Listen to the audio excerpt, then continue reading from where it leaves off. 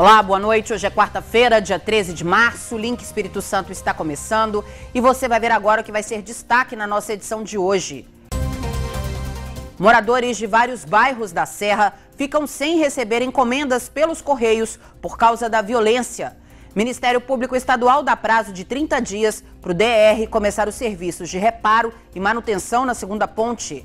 Casos de dengue aqui no estado crescem mais de 400% na comparação com o mesmo período do ano passado. No estúdio, um especialista em segurança fala sobre o ataque na escola de Suzano com 10 mortes. E ainda, as notícias que são destaque nesta quarta-feira em outras regiões aqui do estado. Tudo isso e muito mais, agora no Link Espírito Santo.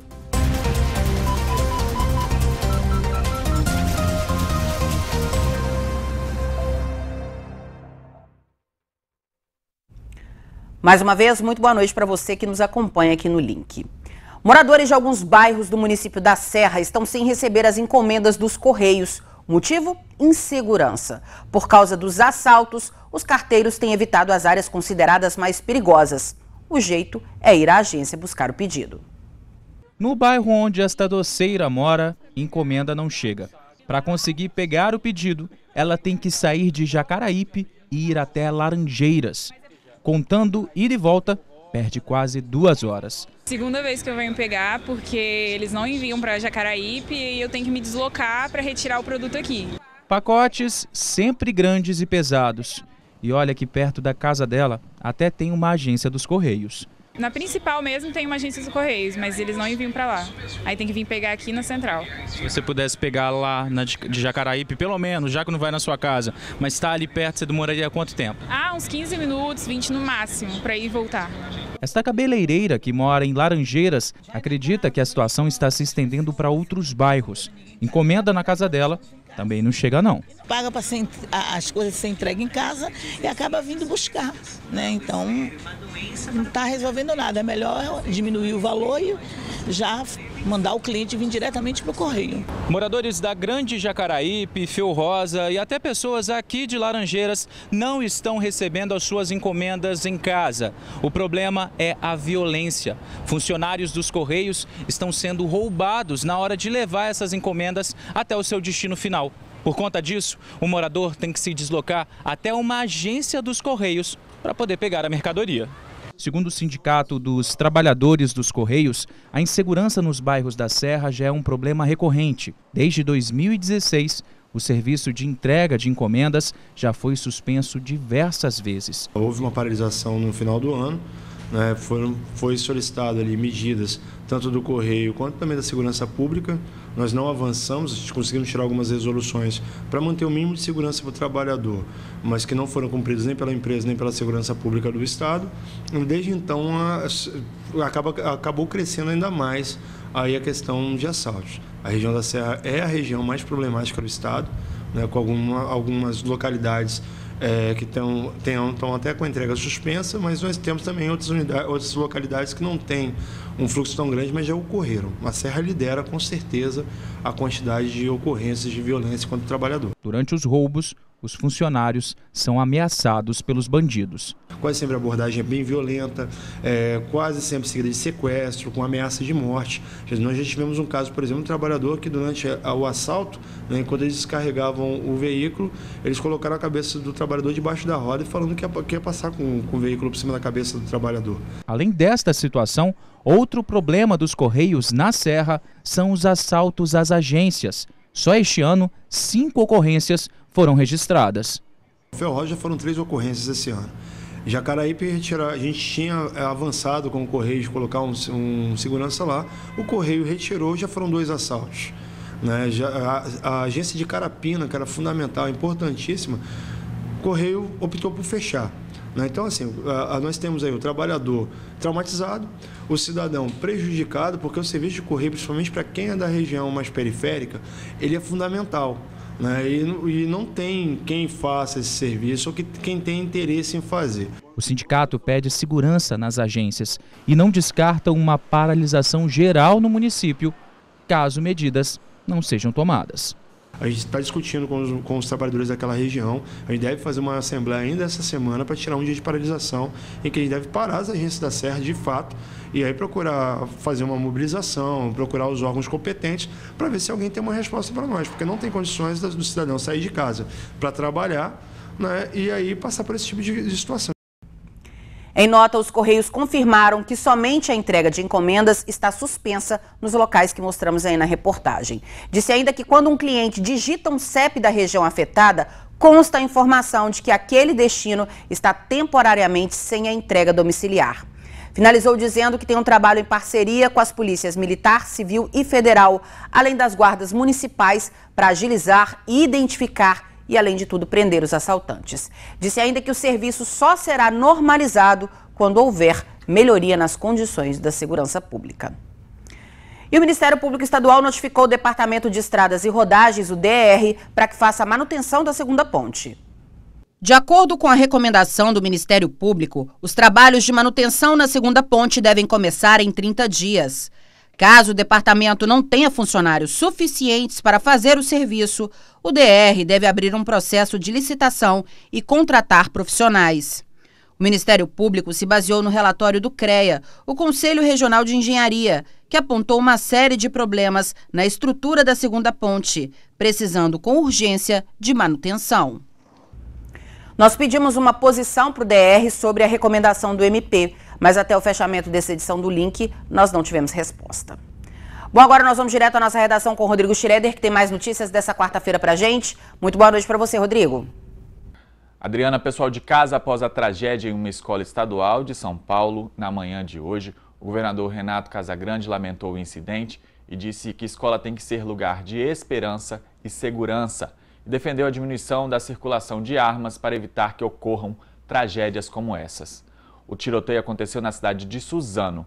2 atiradores entraram na escola e fizeram diversos disparos. 10 pessoas morreram e outras 9 ficaram feridas. E a Polícia Civil prendeu nesta terça-feira um homem suspeito de ser o comandante do tráfico de drogas em Jardim Carapina, na Serra.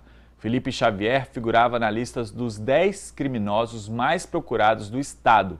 Ele estava com 2 mandados de prisão em aberto, um por ser o mandante de um duplo homicídio na Serra e outro por tráfico de drogas. A polícia investiga a participação dele em outros 5 assassinatos no município.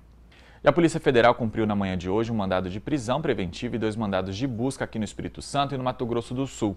As prisões fazem parte da Operação Big Joe, que investiga a venda de moeda falsa pelas redes sociais. Big Joe, o principal suspeito e que dá nome à operação, já havia sido preso anteriormente pela Polícia Federal pelo mesmo crime. Foram apreendidos documentos e equipamentos de informática que serão analisados para apurar a identidade de outros envolvidos nos crimes e também para esclarecer o processo de fabricação das células falsas. Os suspeitos, se condenados, podem pegar até 12 anos de prisão. Um carro alegórico estacionado ao lado do São João do Povo pegou fogo na manhã de hoje no bairro Mário Cipreste, em Vitória. O Corpo de Bombeiros foi acionado para atender a ocorrência. Assim que a guarnição chegou no local, uma equipe da Guarda Municipal já havia afastado os carros que estavam próximos ao que estava pegando fogo. Os militares precisaram arrombar o cadeado da área que dá acesso às alegorias e conseguiram controlar as chamas logo em seguida. Ninguém ficou ferido e as causas do incêndio ainda são desconhecidas. Adriana, pessoal de casa, essas foram as notícias de hoje. Eu volto com você no estúdio. Uma boa noite. O Link agora vai para um rápido intervalo e na volta a gente fala sobre os casos de dengue aqui no estado que não param de crescer. O aumento passa de 400%. Então não sai daí que o Link Espírito Santo volta já.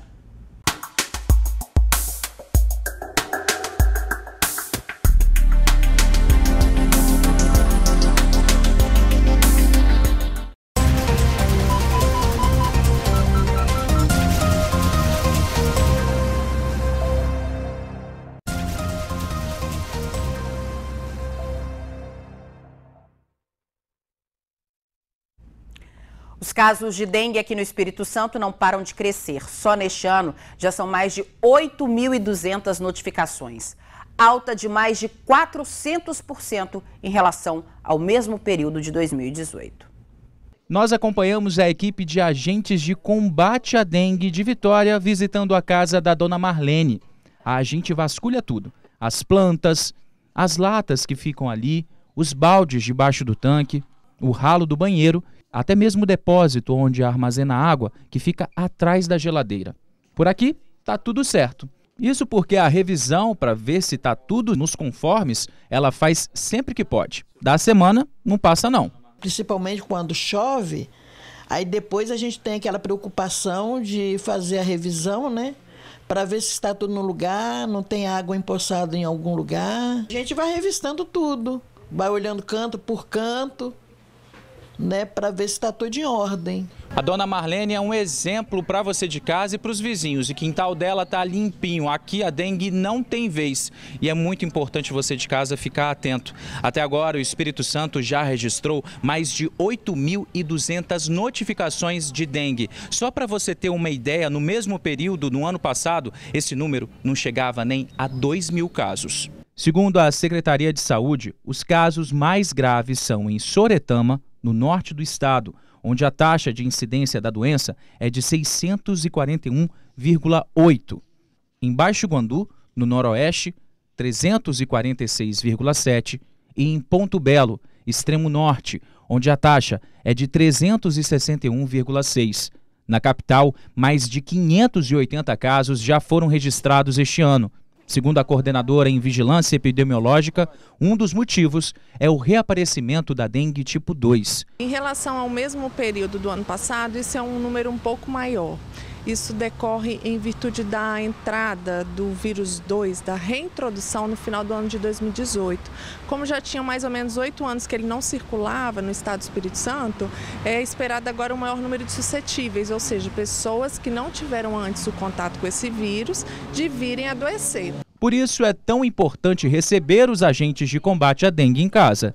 O que a gente espera é que a população possa ser nossa parceira nesse combate à dengue e também ao chikungunya e à zika, que também são doenças transmitidas por mosquitos. E se depender da dona Marlene, as portas da casa dela estão abertas para eles. Elas orientam muito a gente. Eu acho assim que não tinha necessidade de a dengue transitar por aqui, porque as meninas estão em cima, elas estão na frente e as meninas estão atrás. Com certeza. Mas se depender da senhora, pelo menos aqui dentro da casa da senhora, dengue... Não, dengue não. Aqui não. Não custa reforçar que para combater a dengue, para a gente conseguir eliminar a doença, é preciso que cada um faça a sua parte dentro de casa. Bom, nesta quarta-feira, os brasileiros foram surpreendidos com mais um crime chocante. 2 jovens entraram em uma escola de Suzano, em São Paulo, mataram 8 pessoas, feriram 9 e, em seguida, se mataram. Essa tragédia é o assunto da entrevista exclusiva de hoje com o Rodrigo Schroeder.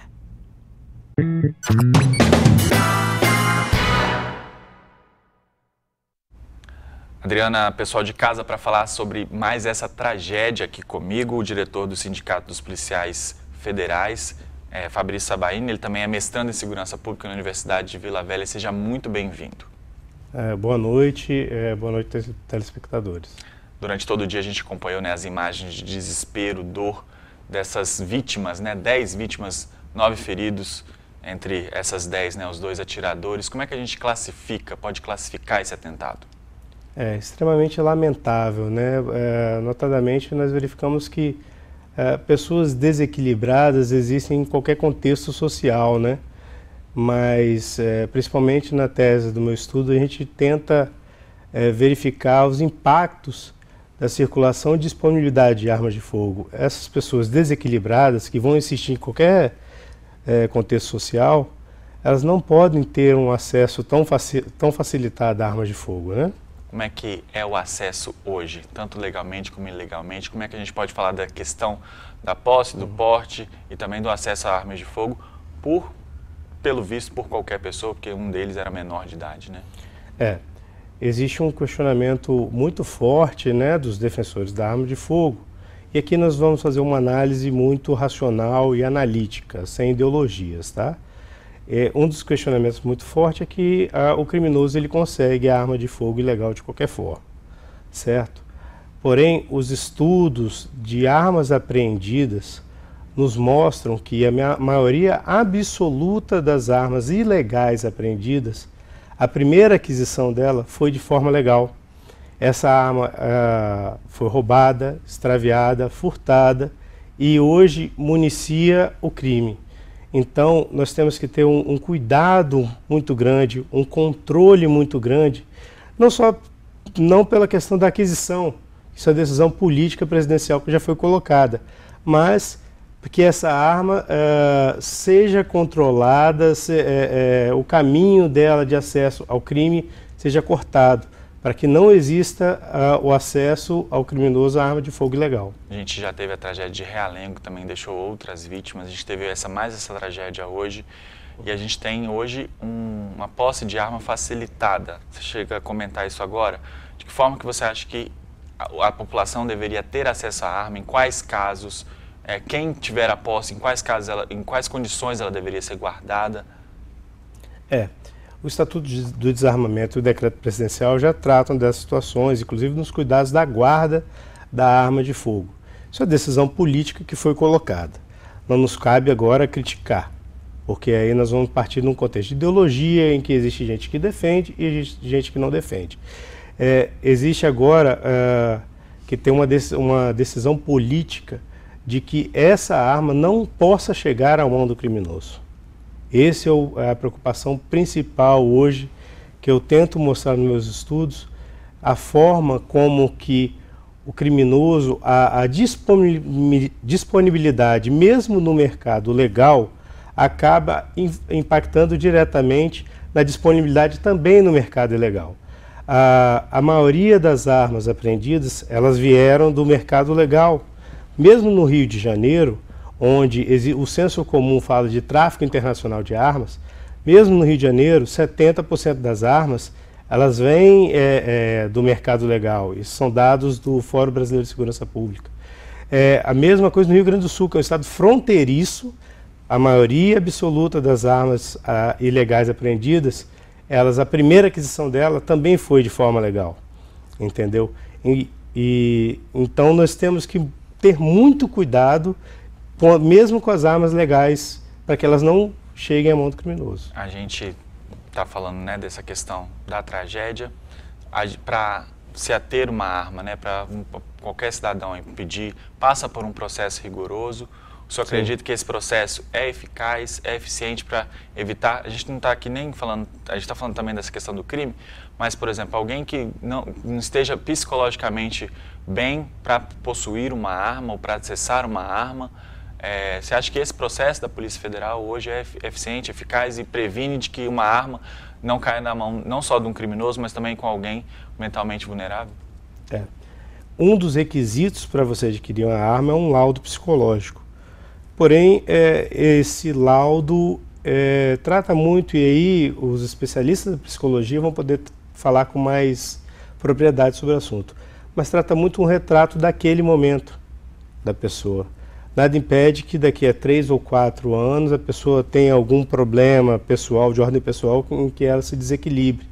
Então, quando você estende muito a validade tanto do porte ou mesmo da situação de irregularidade... Com a posse da arma aumentou, né? Exatamente, para 10 anos. De 5 para 10 anos. De 5 para 10 anos. Então, está muito mais suscetível que a pessoa que tem um eventual desequilíbrio em uma situação nem de doença, mas um desequilíbrio não, um surto, ela venha a cometer crimes. Então, essa também é um problema da disponibilidade da arma de fogo, né? A pessoa numa briga de trânsito vai poder ter algum problema onde tenha disparo de arma de fogo, o que seria uma briga a se transformar em um crime letal, né? Isso é muito colocado pelas pesquisas, né? Data vênia, posicionamentos contrários. Existem estudos nesse sentido de atentados, que no Brasil não é tão comum, a gente costuma ver isso mais nos Estados Unidos, numa sequência, né, de atentados. Por que recorrer à arma de fogo e por que essa morte em massa?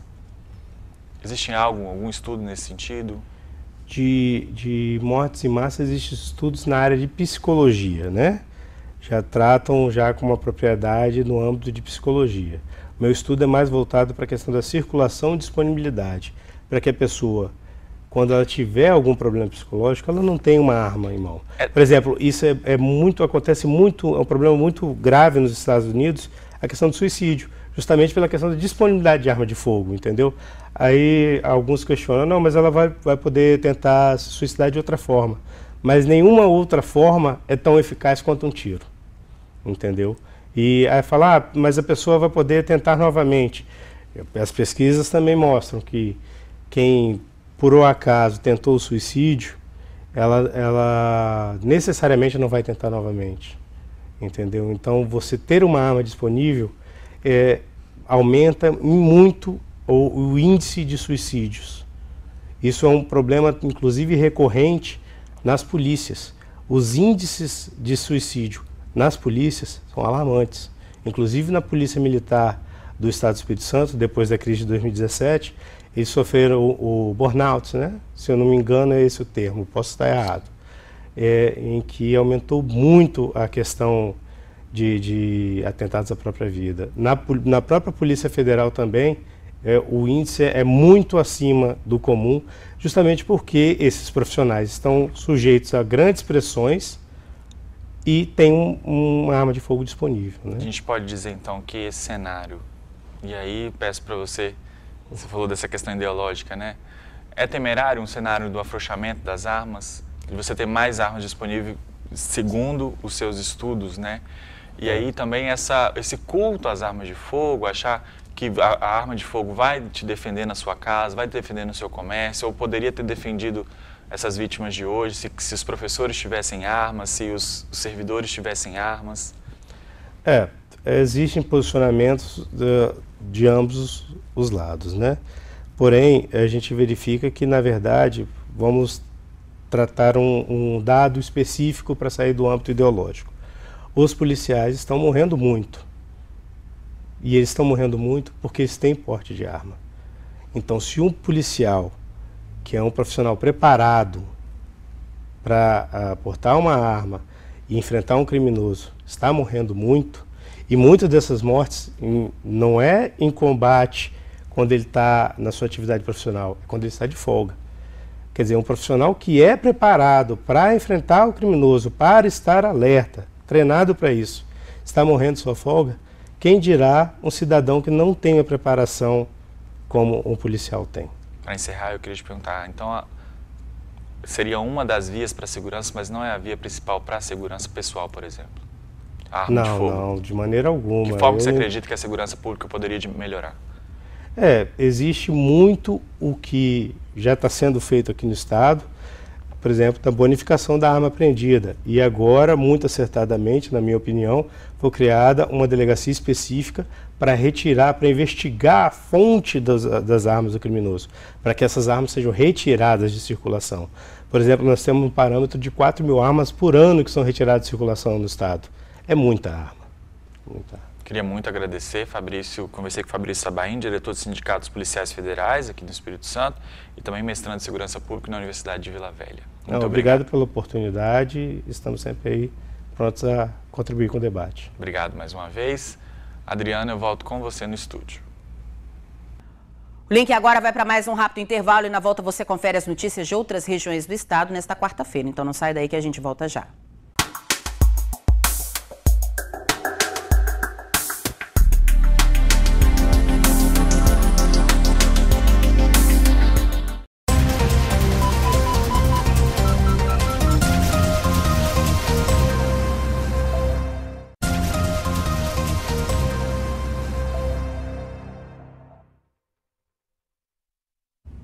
Estamos de volta com o link. Agora é a hora do nosso giro pelo estado com mais notícias desta quarta-feira.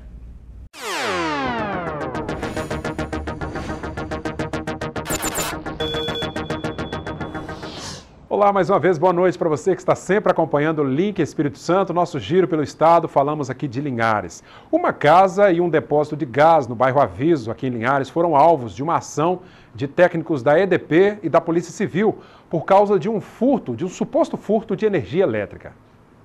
Funcionários da EDP Excelsa, com apoio da Delegacia de Crimes contra o Patrimônio de Vitória, estiveram hoje num depósito de gás que fica no bairro Aviso. Trata-se de um local que foi denunciado sob suspeita de furto de energia elétrica, mais conhecido popularmente como gato. Homens da perícia técnica fizeram vistoria no relógio que aponta o consumo de energia do estabelecimento para constatar esta possível fraude na utilização. Foi necessário quebrar paredes para encontrar um desvio de energia elétrica. No decorrer da ação, homens da Polícia Técnica da Delegacia de Crimes contra o Patrimônio encontraram um desvio que é capaz de confirmar a captação ilícita que abastecia o comércio. A descoberta só foi possível depois que a própria EDP Excelsa fez em Vitória uma denúncia, afirmando estar havendo furto com modus operandi igual aos casos já encontrados. Os técnicos afirmaram que a suspeita é que, durante o dia, o relógio marcava o consumo normal de energia elétrica. Só que na parte da noite, o relógio era desligado e um fio conduzia energia para a parte de trás do estabelecimento. Um boletim de ocorrência foi confeccionado e será encaminhado à Delegacia de Crimes contra o Patrimônio de Linhares, que vai comandar agora as investigações. Bom, sobre esse assunto, nós enviamos um e-mail para a assessoria de comunicação da EDP, que nos informou que o caso segue sendo investigado pela Polícia Civil, que não iria se manifestar sobre o assunto. Falando ainda de energia elétrica, no bairro Santa Cruz, também em Linhares, moradores fizeram um manifesto contra o que chamam de aumento abusivo no valor da conta de luz. Eles afirmam que o problema começou depois que a EDP fez mudanças no sistema de distribuição de energia para o bairro. O Santa Cruz é um bairro na periferia aqui de Linhares, onde moram famílias com menor poder aquisitivo e, para muitas delas, arcar com a tarifa de energia elétrica no final do mês tem sido um verdadeiro tormento. Olha essa situação. Não tem como, né? Uma dona de casa, mãe de família, eu moro sozinha com meus filhos, pagar uma conta dessa. Quase R$300 de energia. A gente consumia, com o relógio anterior, 98 kW. Depois que foi feita a troca do padrão ali, do reloginho e da rede no bairro, então passou a vir 295 kW. Um absurdo. Sobre este problema dos moradores do Santa Cruz, a EDP informou que vai avaliar a situação e diz também que, em função das altas temperaturas, o consumo de energia elétrica no Espírito Santo tem batido recorde, mas que vai avaliar a situação específica dos moradores do bairro Santa Cruz. E começou a funcionar em Linhares mais um ciclo do projeto Homem que é Homem, que visa evitar a reincidência nos casos de violência doméstica. 20 homens estão participando do programa. A psicóloga responsável pelos trabalhos falou conosco sobre o andamento.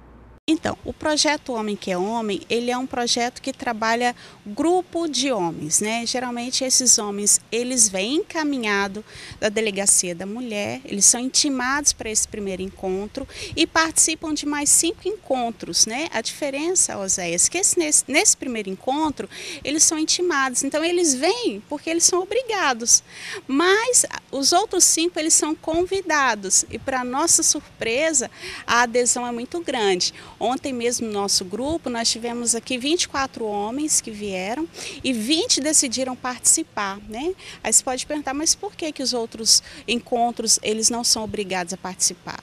Porque a gente entende que todo o processo de mudança de pensamento, de mudança de atitude, tem que passar pela lógica do desejo. Eles precisam querer estar aqui, eles têm que desenvolver essa necessidade, esse desejo de estar presente. E a gente percebe isso muito claramente. Então, dos 24 homens, 20 vão participar com a gente durante esse ciclo, que é composto de 6 encontros. Por hoje é só. Vamos agora a São Gabriel da Palha com outros assuntos da nossa região.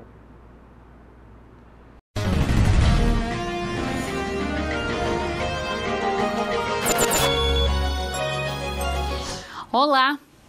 Com a urbanização cada dia mais avançada, é muito comum, principalmente no verão, o surgimento de muitos animais peçonhentos como cobras e escorpiões. Em São Gabriel, nos últimos meses, o registro de serpentes encontradas aqui na cidade tem assustado os moradores. Com o forte calor, essa situação piora muito, pois esses animais buscam lugares frescos para se abrigarem. Já foram encontradas na cidade cobras de várias espécies, desde as mais comuns e que não oferecem perigo por não serem venenosas, até cobras muito perigosas, como a popularmente conhecida cobra coral e a jararaca. Nós conversamos com o coordenador da Vigilância Ambiental, Rafael de Melo, que falou mais sobre os motivos que contribuem para o surgimento desses animais nessa época do ano e quais os cuidados que as pessoas precisam ter com as suas residências. Normalmente os maiores surgimentos desses tipos de animais são em regiões da cidade onde já estão periféricas, né? Loteamentos novos, onde foi feito um desmatamento recente, bairros mais novos ou que tem uma certa vegetação em volta, porque o acúmulo de vegetação, o acúmulo de entulho, de sujeira na periferia, na região da residência, acaba atraindo esses animais como forma de abrigo, né, de se protegerem das altas temperaturas, do calor, e que facilita com que ele tenha proximidade maior com os humanos. Então, a forma de prevenção é o manejo do ambiente. Manter o ambiente sempre limpo, livre de entulhos, os quintais, os terrenos baldios ao redores, para que esses animais não adentrem as residências. A grama do quintal sempre aparada, não deixar a grama alta. E uma outra forma de prevenção também é através da higiene, porque esses animais são atraídos pelas presas deles. Por exemplo, escorpião come barata. Então, evitar que a casa tenha barata para não servir como atrativo do escorpião. A serpente, ela tem predileção por roedores. Então, se tiver um local que tiver muita incidência de ratos, camundongos, serve como um atrativo de alimento para esse tipo de animais, atraindo para dentro da residência. Podem estar ligando para a Secretaria de Saúde, que é o 1485, e estão entrando em contato com a Vigilância Ambiental. Uma recomendação é que não manipule o animal, porque mesmo a pessoa que é leiga não tem como diferenciar se é uma serpente peçonhenta, se é uma serpente que não é peçonhenta. Então, não fazer a manipulação, entrar em contato para que seja feito o recolhimento do animal e destinação dele em uma área segura. Infelizmente, algumas pessoas já foram vítimas desses animais e, na maioria das vezes, os cuidados com os primeiros socorros nem sempre são os corretos. A enfermeira coordenadora da Vigilância Epidemiológica, que já atendeu pacientes que foram picados por cobras e escorpiões, falou sobre os primeiros cuidados que devem ser tomados em situações assim. Mais de 15 anos, São Gabriel é referência no atendimento a acidentes de animais peçonhentos. Então, assim, nesses 15 anos, a gente não teve nenhum óbito por picada de escorpião e nem por cobra. Por quê? Porque a gente tem um estoque mínimo necessário de soro antibotrópico e antiescorpiônico no pronto atendimento municipal. E a única exclusiva coisa que a pessoa deve fazer é lavar o local e se movimentar o menos possível. Então, é se direcionar ao pronto atendimento, porque o tourniquet, ele é perigosíssimo, porque você localiza o veneno só ali, e aí você pode causar uma necrose, causar um problema seríssimo naquele membro. E hoje a gente sabe que, com o atendimento imediato, você não vai ter sequela nenhuma se a gente atender rapidamente. E qual é a diferença entre a picada de cobra, né, e a picada de escorpião? O veneno da cobra demora mais tempo para causar os danos. Já a picada de escorpião, quando grave, que é na minoria das vezes, mais ou menos 5% dos acidentes, a pessoa tem uma evolução muito rápida. Começa a ter suar, uma sudorese intensa, vômito. A dor, por si só, não é problema, vai doer. Por mais que a gente tenha mecanismos para diminuir essa dor, tem pacientes que ficam sentindo dor até 24 horas após o acidente, mas a dor não causa óbito.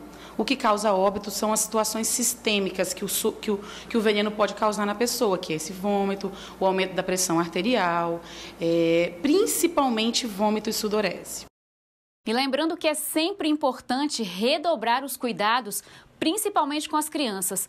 Manter a limpeza dos quintais e jardins sempre em dia e evitar o acúmulo de entulhos e lixo em locais próximos às residências também ajuda a evitar o aparecimento desses visitantes indesejados e que, na maioria das vezes, são perigosos.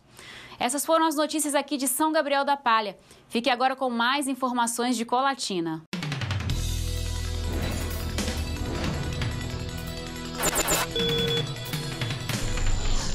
Olá, boa noite para você que nos acompanha aqui no Link Espírito Santo. E a gente começa falando do fim trágico para o caso da jovem dentista que trabalhava no município de Itaguaçu, a cerca de 60 quilômetros aqui de Colatina, e estava desaparecida. O corpo de Maíra Brown, de 24 anos, foi encontrado na noite desta última terça-feira no Rio Doce, próximo à comunidade de Santa Joana. A dentista que trabalhava na cidade de Itaguaçu estava desaparecida desde segunda-feira, dia 11. Segundo informações da família, Maíra Brown, que atendia numa unidade do município, teria saído num carro da prefeitura e não mais foi vista.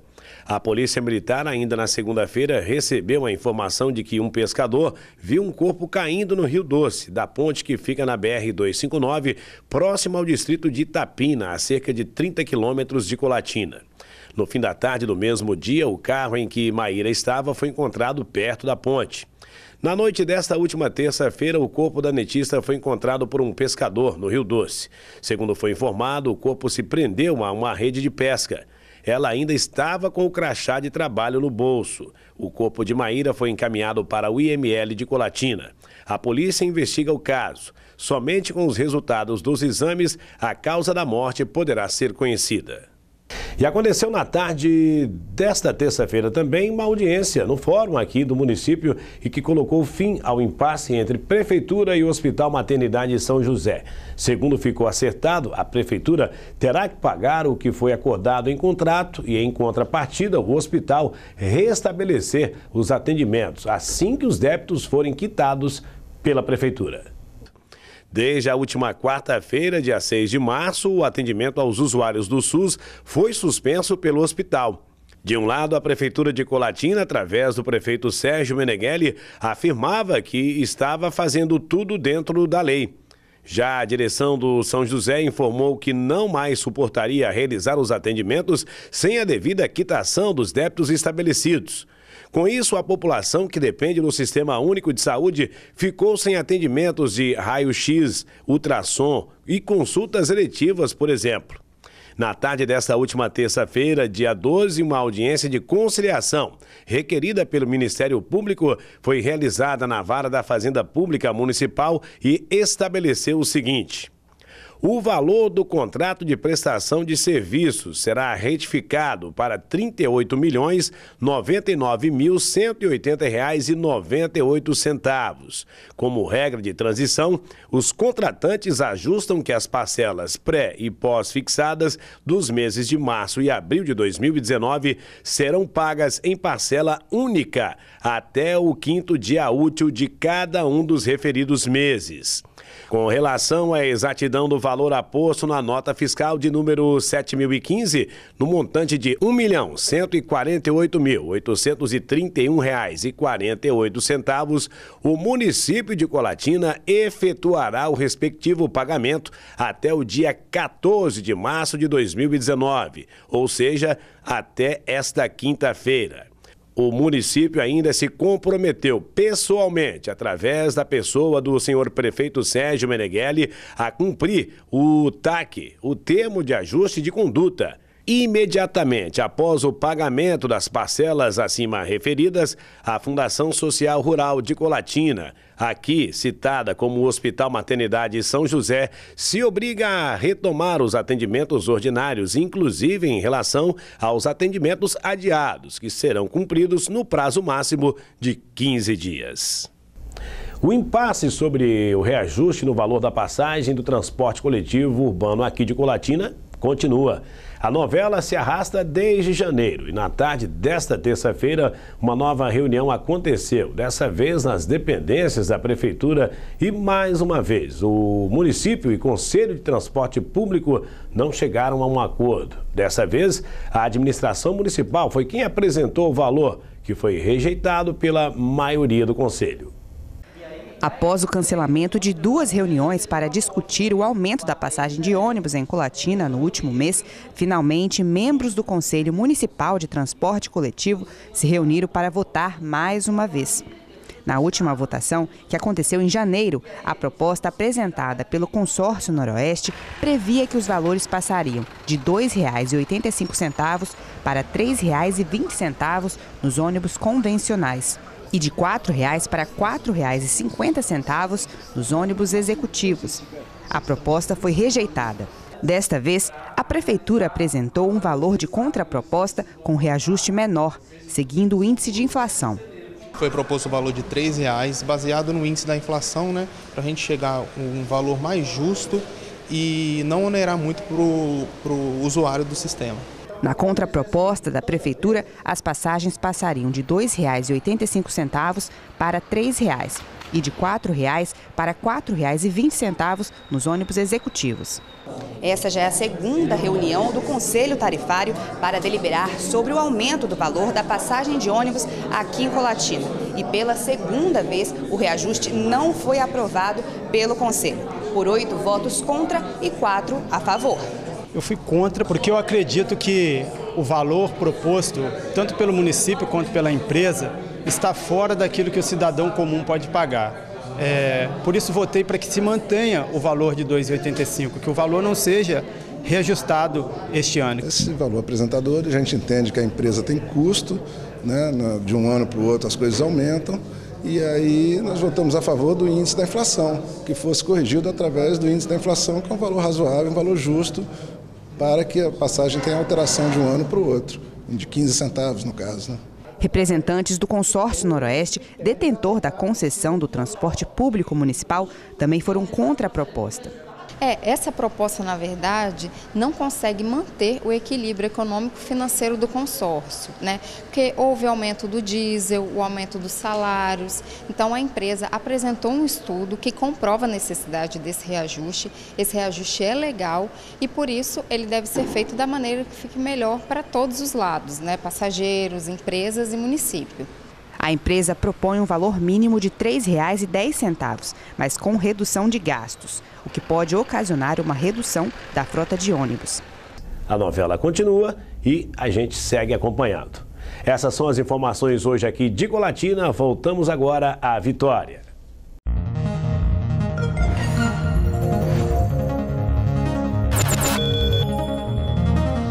O link vai agora para um rápido intervalo e na volta você confere mais notícias de outras regiões do estado. Não sai daí que a gente volta já.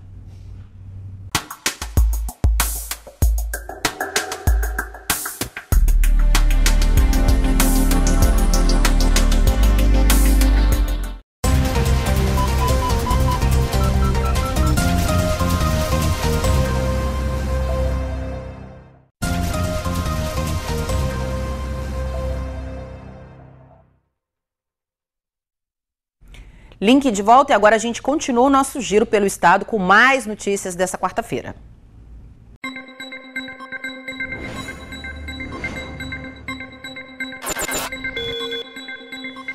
Centenas de pessoas de todo o país frequentam o balneário de Guriri durante o verão. Mas hoje, a ilha recebeu um público especial. A Associação de Pais e Amigos dos Excepcionais, em parceria com a Prefeitura e a Secretaria de Assistência Social, preparou tudo para que o Dia dos Jovens fosse o mais divertido possível. A saída foi cedo, às 8h30 da manhã. O sorriso não escondia a ansiedade da turma. O espaço da Praia Acessível estava preparado para receber os banhistas. A rampa instalada na área facilitou para que todos pudessem ter acesso e desfrutar de um dia repleto de descobertas e alegria, considerando que muitos nem conheciam o mar. Era um sonho nosso de trazê-los, no entanto faltava também coragem. Por quê? Porque é muita responsabilidade. Então, para que isso acontecesse, a gente envolveu, vamos dizer assim, um grupo tarefa mesmo para estar executando, né, esse sonho. Guarda-vidas, assistentes sociais, voluntários e a presença da Polícia Militar Ambiental proporcionou o banho de mar assistido, garantindo a segurança de todos. É uma maravilhosa forma de inclusão, né? Estivemos na reserva, levamos os meninos da PAI até a reserva e agora temos a oportunidade de vir com eles até a praia para poder participar desse momento tão bonito. É bem gratificante, né? Eu tenho 13 anos de serviço e comigo tem vários outros guarda-vidas que também estão fazendo parte do projeto. E pra gente, isso daqui foi a melhor coisa que aconteceu. Porque além de estar atendendo como guarda-vidas, a gente pega amor, pega amizade com a família. Jordan foi baleado em um assalto e mesmo diante do ocorrido, não perde o sorriso nem a alegria de viver. Gratificante é ver a galera aí que tem uma necessidade pior do que a minha, entendeu? Aí curtindo aí, ó, é um projeto muito legal, entendeu? Que a gente tem o prazer de ver aí, ó. Jordan e Leomar se tornaram grandes amigos. A história dos dois é um exemplo de superação. Essa amizade começou a partir de uma oportunidade que eu tive de entrar no IFES, na engenharia mecânica. Sou o primeiro cadeirante da engenharia mecânica do IFES. E ali a gente está tendo uma interação muito grande, a gente está com vários projetos juntos. E ele confia muito em mim. Ele não participava de nada de evento da PAI. E aí apareceu o Jordan. Olha o que aconteceu. O Leomar ligou para a professora Sônia e disse: Sônia, tem como eu ir no evento da praia? Daí a Sônia: tem, mas a gente tem que ver como. Aí a gente fez uma vaquinha entre os profissionais para pagar o táxi, para ir lá buscar ele. E ele está aqui hoje, gente, participando com a gente. Ele está tomando banho de mar. Isso é muito legal. Isso é muito legal.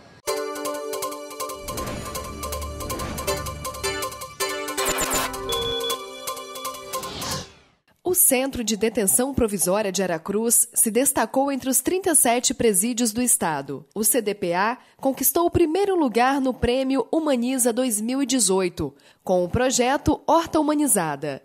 É um prêmio que busca práticas humanizadoras no sistema prisional e a Horta ela tem esse objetivo. A humanização ela está em aproximar o inspetor penitenciário do interno, o interno do inspetor, da sociedade.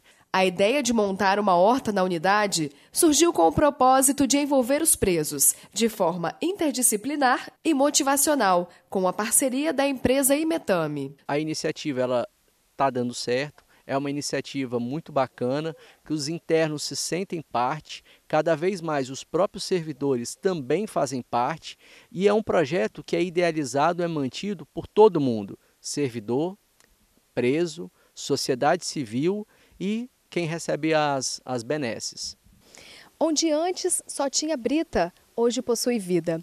Praticamente todo o presídio é rodeado pela horta solidária, como por exemplo esse canteiro de ervas medicinais. Ele está sendo montado para ser doado para o Recanto do Ancião.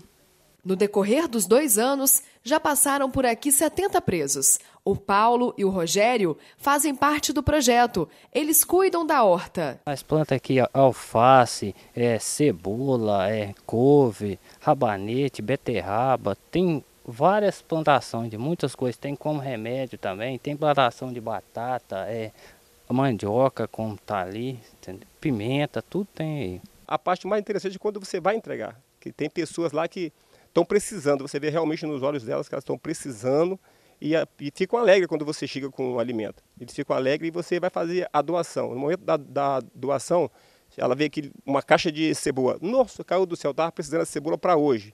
Chegou. Vê a caixa de couve, estava faltando, estou precisando de couve. Vê a alface, vê o repolho, aí vê o jiló, fica todo mundo feliz. E após a colheita, os alimentos são doados para instituições. Desta vez, foi para o 25º Grupo Escoteiro Jequitibá. E quem nos acompanhou foi o detento Leandro dos Santos. A gente faz esse serviço, né, em prol de outra pessoa, daqueles que precisam, realmente precisam, né? Agora eu estou vindo nesse lugar, eu não conhecia, né? E agora eu vejo essas pessoas recebendo esse alimento que nós plantamos, nós não sabíamos que isso aconteceria no presídio. Então é muito gratificante para nós quando a gente vê esse serviço sendo realizado, né, em prol de outra pessoa que necessita desse serviço. A partir do momento que ela começa a trabalhar, ela se sente mais empoderada, mais valorizada. E quando ela vê que o produto que ela plantou, né, colheu, está sendo destinado para pessoas que precisam, ela se empolga mais, ela se empodera mais, ela se sente valorizada, porque ela sabe que aquilo ali que ela plantou está tendo um destino correto, um destino certo. E segundo Dantas, diretor do CDPA, no final, Todos são beneficiados, inclusive a sociedade, que recebe o detento transformado. O interno ele é beneficiado porque ele sai daqui melhor. E por último a sociedade, porque ela tem possibilidade de receber pessoas melhoradas de quando entraram aqui na unidade.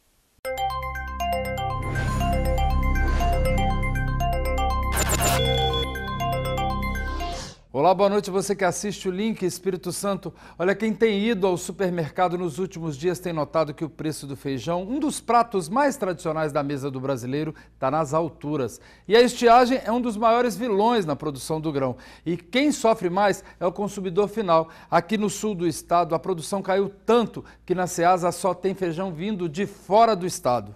Dona Maria Helena gosta do feijão vermelho. Ela veio comprar. Mas ela olhou e quando viu o preço... Está muito caro. Olha o seu Jonas, ele também fez a mesma coisa. Olhou, mas quando viu o preço... Está meio salgado, né? Está caro, cresceu muito. É 80%, que 5 para quase 9, né? 8,99. E está caro mesmo. Nesse supermercado encontramos o carioca, um dos mais consumidos. E olha só o preço, R$ 9,99. E o preto está a quase R$ 8,00 o quilo. Já o manteiga está a quase R$ 11,00. O preço está meio caro, né? E a gente sabe que com esses preços fica cada vez mais difícil levar a mesma quantidade para casa. Tem que pesquisar. Se pesquisar, não tem como, né? Você chegando assim, pegando e saindo. Às vezes substitui por um outro um pouco mais barato, mas... que sejam saborosos também. A gente não deixa de comer, mas fica muito difícil para isso. E o senhor consegue ficar sem um feijãozinho no almoço ou na janta? Olha, é bastante difícil. Segundo o engenheiro agrônomo do Incapera, aqui no sul do estado, os produtores ficaram desestimulados com os prejuízos causados pelo clima. E com isso, a maior parte deixou de cultivar ou diminuiu a produção do grão. Na nossa região, principalmente, o produtor que plantava feijão das águas teve muita frustração de safra na hora da colheita, porque a chuva danificava a sua produção. O produtor, ele já planta menos nessa época do ano, justamente por causa dos altos preços do milho e da soja também, que ajudaram um pouco. Mas ele planta menos, porque ele pode ter frustração de safra na colheita. O maior impacto foi no feijão tipo carioca, que acumulou cerca de 36% de alta em 2019, seguido do mulatinho, que ficou cerca de 30% mais caro. O preto foi o menos afetado, a alta foi de 7%. Na Ceasa, feijão produzido aqui no sul do estado não tem. O pouco encontrado vem de fora do estado. Com a falta da produção aqui no sul do estado, todo o feijão comercializado aqui na Ceasa vem da região do estado do Paraná e é comercializado diretamente com o lojista. A maioria do feijão que é consumido aqui, ele vem de fora, né? Vem normalmente da região sul, mais precisamente no estado do Paraná, que também teve a sua produção afetada devido ao forte calor que também acometeram eles lá. Isso aí, o preço do feijão vai lá em cima, né? Com certeza, é a famosa lei da oferta e lei da procura. Pouco produto, aumento de preço. O seu Honório é o único que está comercializando feijão na Ceasa e em mais de 30 anos no ramo, disse não se lembrar de uma variação de preço como dessa vez. Subiu muito de preço, né? Nos últimos 20 dias, ele quase que dobrou de preço. Então, caiu a venda, né? Vende-se menos por causa da alta muito repentina, né? É normal oscilar para cima ou para baixo, mas com essa variação brusca e alta assim não. O engenheiro agrônomo do Incapera explica, o preço do feijão vai baixar com a chegada da próxima safra. A oferta no mercado do grão foi menor do que nos anos anteriores.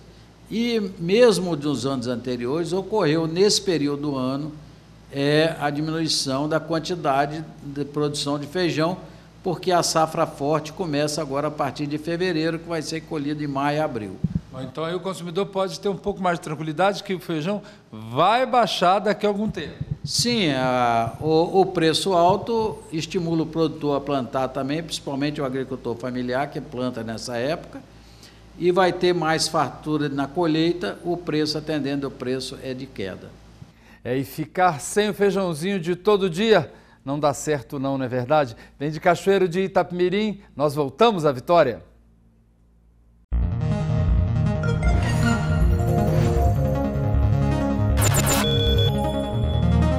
Com essas notícias a gente encerra o nosso link de hoje. Uma ótima noite para você. A gente volta a se encontrar amanhã. Você fica agora com o link edição nacional e todas as informações sobre a tragédia de Suzano em São Paulo. 2 estudantes entraram numa escola, mataram 8 pessoas, feriram outras 9 e depois se mataram. Boa noite.